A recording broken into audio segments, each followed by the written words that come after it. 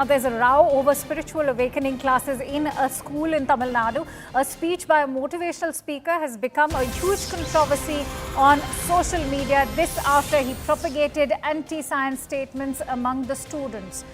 SFI, DYFI, AWDA has held protests demanding action for allowing spiritual awakening classes in the school. The Tamil Nadu Chief Minister has in fact stepped in and has also ordered the school education department to come up with guidelines for hosting any such events in government schools and hold events to promote scientific temperament among students.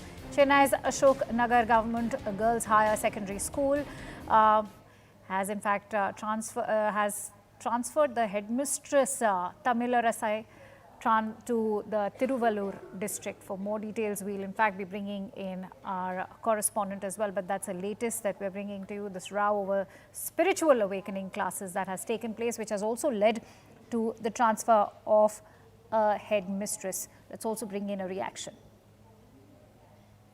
Protests currently happening in Chennai outside a government school in Saidapet, demanding action against the motivational speaker. Remember, a motivational speaker was invited to give a motivational speech last week at a government school in Ashok Nagar in Chennai. But what followed was an argument that ensued between a teacher and the motivational speaker. The motivational speaker said that every kid who is suffering is because of the sins that he had done in his last birth, and whether he's poor or whether he's physically challenged, all these are because of the sins in his previous generation, and attributed every suffering that a kid is undergoing to karma and sins. That statement did not go down well.